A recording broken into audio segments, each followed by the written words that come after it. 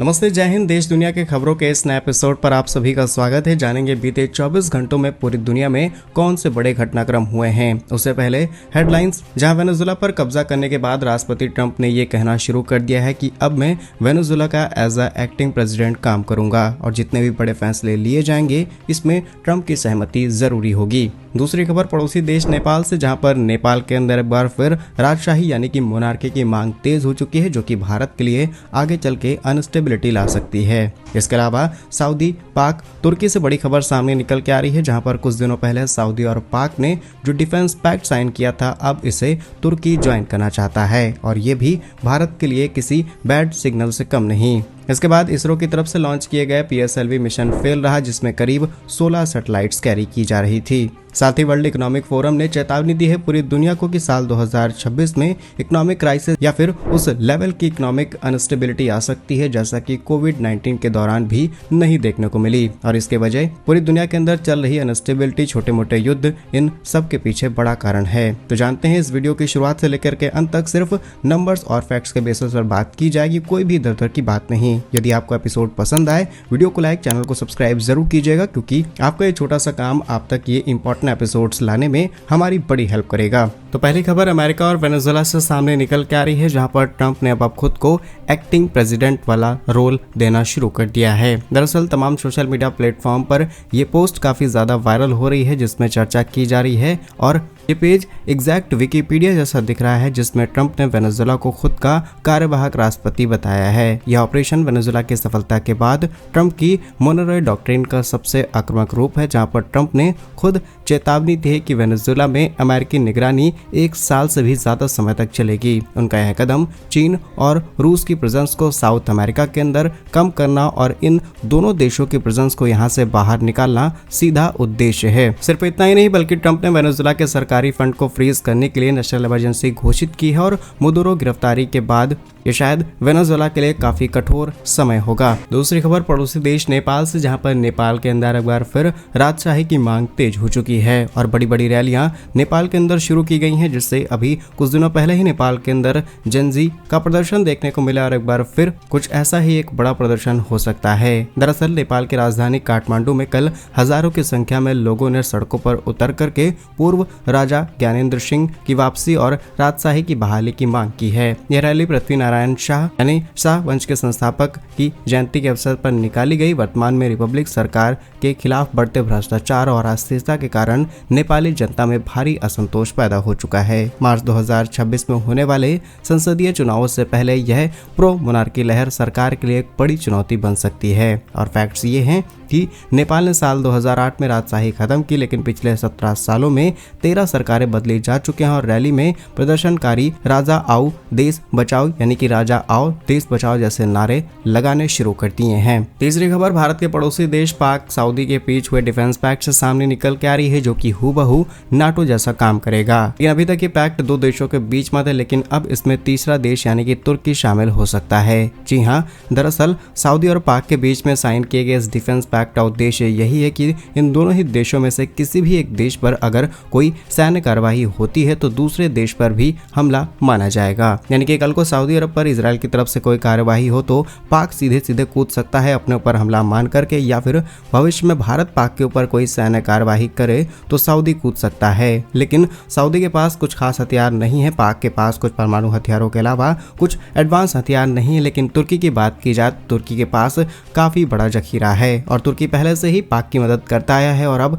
तुर्की, पाक, सऊदी मिलकर के भारत के लिए अनिश्चितता पैदा कर सकते हैं, स्पेशली पड़ोसी देश के अंदर। यह गठबंधन मिडिल ईस्ट और दक्षिण एशिया की सुरक्षा व्यवस्था को पूरी तरीके से बदल देगा। सऊदी अरब के पास पैसा है, तुर्की के पास अत्याधुनिक ड्रोन तकनीक है, नाटो का अनुभव है और पाक एकमात्र मुस्लिम परमाणु संपन्न देश है, जो कि तीनों के इस जोड़े को बहुत ज्यादा पावरफुल बनाता है। फोर्ब्स के अनुसार यह संधि पारंपरिक नाटो जैसे आर्टिकल 5 व्यवस्था पर आधारित होगी, जहां एक पर हमला यानी सब पर हमला माना जाएगा। और फैक्ट्स ये हैं कि पाक सूडान की सेना करीब $1.5 बिलियन के हथियार यानी कि JF-17 और ड्रोन बेचने करीब है, जिसे सऊदी और तुर्की का समर्थन प्राप्त है। यह ईरान और इजराइल दोनों के लिए चिंता का विषय है। चौथी अपडेट भारत के इसरो से सामने निकल के आ रही है, जहां पर इसरो का PSLV C62 मिशन विफल रहा और करीब 8 घंटों बाद इस मिशन में काफी बड़ी खराबी आ गई। दरअसल PSLV C62 रॉकेट उड़ान भरने के 8 मिनट बाद खराब हो गया। रॉकेट के तीसरे चरण PS3 में चैम्बर प्रेशर की कमी के कारण पेलोड सही कक्ष तक नहीं पहुंच पाया और इसमें DRDO की स्ट्रेटेजिक सैटेलाइट अन्वेषा और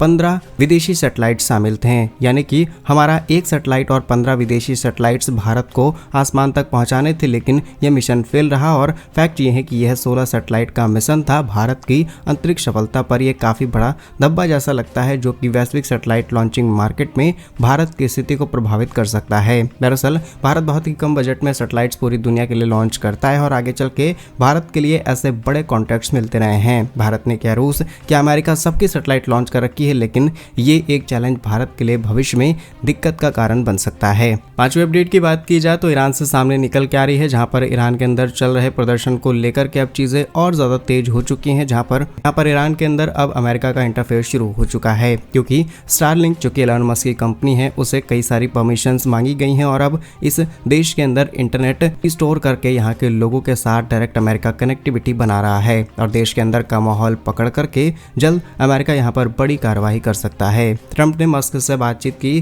ताकि ईरान में स्टारलिंक के जरिए इंटरनेट बहाल किया जा सके, क्योंकि लंबे समय से यहाँ पर इंटरनेट बंद है और ट्रंप ने चेतावनी दी है कि वे मीटिंग से पहले ही सैन्य कार्रवाई कर सकते हैं। और ईरान के संसद अध्यक्ष इजरायल और अमेरिकी सेना सैन्य ठिकानों को उड़ाने की धमकी ऑलरेडी दे चुकी है। फैक्ट ये है कि अब तक करीब 10,600 प्रदर्शनकारी गिरफ्तार हो चुके हैं और भविष्य में यह रिकॉर्ड और ज्यादा बढ़ सकता है। ईरान का रियाल डॉलर के मुकाबले बहुत निचले स्तर पर जा चुका है और अब तक करीब 544 लोग हताहत हो चुके हैं। छठी अपडेट ग्रीनलैंड अमेरिका से सामने निकल के आ रही है, जहां पर ग्रीनलैंड को कंट्रोल पाने के लिए अमेरिका ने अब खुली धमकियां देनी शुरू कर दी हैं। अमेरिकी राष्ट्रपति ट्रंप ने आज एयरफोर्स 1 से एक सनसनीखेज बयान दिया, जहां पर अमेरिका ने ग्रीनलैंड को खरीदना नहीं बल्कि अधिग्रहित यानी कि एक्वायर करना होगा। ट्रंप ने ग्रीनलैंड की रक्षा व्यवस्था का मजाक उड़ाते हुए कहा कि यदि सुरक्षा केवल 2 डॉग स्लेज पर टिकी है तो उन्हें चेतावनी दी कि यदि अमेरिका ग्रीनलैंड पर अधिकार नहीं करता तो रूस या फिर चीन उसे कब्जा लेंगे। जी हाँ, रूस और चीन का नाम लेकर के अमेरिका अपने सारे हितों को पूरा करना चाहता है। और डेटा फैक्ट्स ये हैं कि ट्रंप ने स्पष्ट किया कि वे लीजिंग में नहीं बल्कि टाइटल में रुचि रखते हैं। डेनमार्क के प्रधानमंत्री मेटे फ्रेडरिक्सन ने इसे संप्रभुता का उल्लंघन बताया और चेतावनी दी है कि यह कदम नाटो के अस्तित्व के लिए खतरा बन सकता है। अमेरिका इसे अपनी अंटार्कटिक सुरक्षा के लिए अनिवार्य मान रहा है। अब देखते हैं कि भविष्य में नाटो जीतता है या फिर अमेरिका की ये 2 डॉग स्लिट्स वाली नीति। सातवीं अपडेट रूस और यूक्रेन से सामने निकल के आ रही है, जहां पर अब एरोस्निक मिसाइलों का परीक्षण न सिर्फ रूस ने किया बल्कि इनका डायरेक्ट हमले में इस्तेमाल करना शुरू कर दिया है। दरअसल रूस और यूक्रेन के बीच चल रहा युद्ध अब एक खतरनाक स्टेज में पहुंच चुका है, जब रूस ने अपनी नई हाइपरसोनिक मिसाइल का इस्तेमाल पश्चिमी यूक्रेन में करना शुरू कर दिया। दरअसल रूसी सेना ने रातों रात यूक्रेन पर 240 ड्रोन और 36 मिसाइलों द्वारा सैन्य कार्रवाई की है। इसमें सबसे महत्वपूर्ण ओवरशिंग इंटरमीडिएट रेंज बैलिस्टिक मिसाइलों की पेलोड पर निशाना गिराया गया और यह मिसाइल 13,000 किलोमीटर प्रति घंटे यानी कि मैक 10 की रफ्तार से आई, जिसे रोकना नामुमकिन। और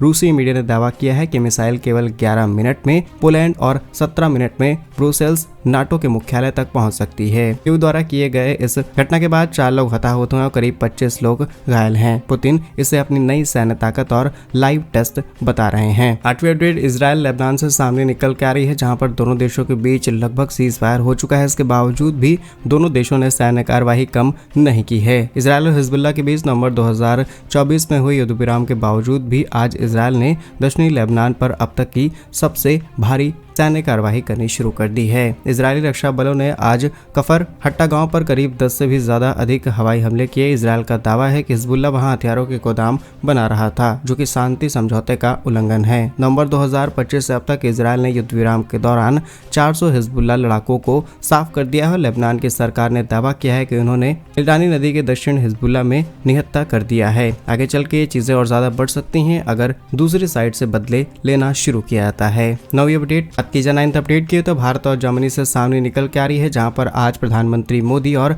जर्मनी के चांसलर फ्रेडरिक मर्ज के बीच अहमदाबाद के अंदर एक नई मुलाकात हुई। दोनों नेताओं ने मिलकर के रक्षा समझौते से लेकर के व्यापार सब चीजों पर डिस्कस किया और भारत अब अमेरिकी टैरिफ से बचने के लिए यूरोप के साथ व्यापार बढ़ा रहा है। इसलिए अचानक से जर्मन चांसलर ने भारत के साथ मीटिंग की, जहां पर दोनों देशों ने आगे आने वाले जेट इंजन से लेकर के पनडुब्बी मैन्युफैक्चरिंग और सभी सेक्टर में एक दूसरे का सहयोग करने के प्रॉमिसेस किए हैं और ट्रेड नए स्तर पर ले जाने की बात कही गई। Last important update world economic forum से सामने निकल के आ रही है, जहां पर ये सबसे बड़ी और जरूरी खबर शायद आज के समय में है। यहाँ पर रिपोर्ट्स में जिक्र किया गया कि साल 2026 के अंदर जिस तरीके की वैश्विक नीतियां और अनिश्चितता चल रही है, ये ऐसा समय है कि कोविड-19 से भी ज्यादा खतरनाक हो सकता है, क्योंकि कोविड के समय 50% से भी अधिक ग्लोबल अनस्टेबिलिटी देखने को मिली थी, इकोनॉमिक अनस्टेबिलिटी देखने को मिली। लेकिन अब वैश्विक समझौते के बजाय निजी संधियां यानी कि तुर्की, पाक जैसी ताकतें, अमेरिका की मनमानी आगे चल के कई देशों के लिए दिक्कत बन सकती है और ये अनिश्चितता पूरी दुनिया के इकोनॉमिक स्ट्रक्चर को बिगाड़ सकती है। तो क्या कुछ कहना है आपका इन सभी खबरों पर? कमेंट्स अपनी राय जरूर लिखिएगा। भारत के सही वीडियोस पाने के लिए वीडियो को लाइक, चैनल को सब्सक्राइब जरूर कीजिए। वंदे मातरम, भारत माता की जय।